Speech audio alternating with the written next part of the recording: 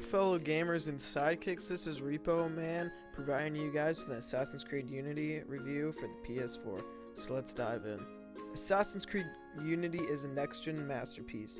From the visuals to the scope of Paris and their debut, the crowd system, Unity offers an amazingly believable environment for the gamers to play in. Starting with the greatest aspect to Unity, the massive size of the game's world is truly breathtaking.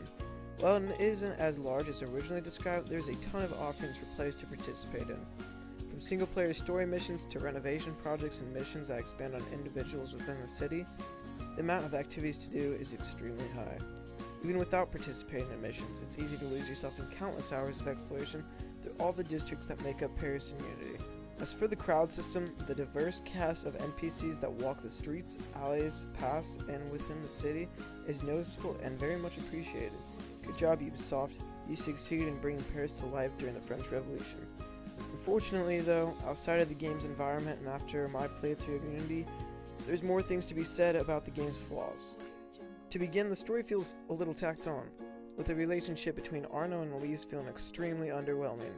During the first few hours, the story drags on and on, with countless cutscenes that do nothing more than introduce a bunch of characters, all with names that quickly become confusing.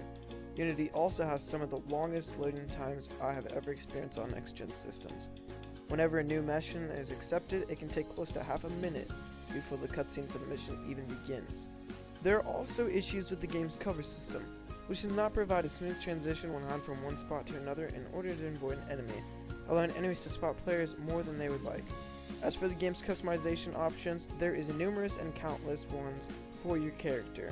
There's colors, head, feet, legs, chest, and arms, each providing stat effects which you can upgrade with creed points which you earn for doing countless activities among Paris.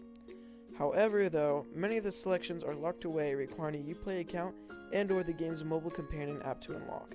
This can be easily disappointing, as not all players may have access to a mobile device, let alone wanting to open a Uplay account just to unlock content that should already be available to the player. While Unity has the fixings that represent a next-gen title, the game tries to achieve a little too much, resulting in being too powerful even for the next generation of consoles. While walking through Paris, there are many instances where NPCs will glitch in and out of the scene. Buildings also experience this awkward rendering issue, where it can take time for any one structure to fully load into the game. The crowd system, while appreciated, is a major flaw in the game. What should be a feature that enhances the game's environment becomes an annoyance, where even walking through a crowd proves difficult with no way of pushing NPCs out of the way. Streets become choked with so many of these glitchy individuals that fast travel quickly becomes a better form of navigation. As for co-op, Ubisoft promoted it as a major feature, and they have succeeded.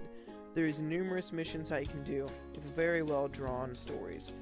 You also get exclusive gear for doing these co-op missions for 2 to 4 players, all with increased difficulties that are very good to have friends with. However, there are instances where other players on screen would disappear or suddenly appear in an area they were not in seconds before.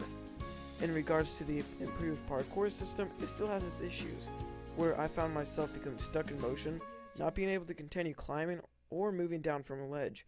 The controls are frustrating at times, as it can take several attempts to have Arno even climb through a window, as he jumps from side to side instead of actually entering it.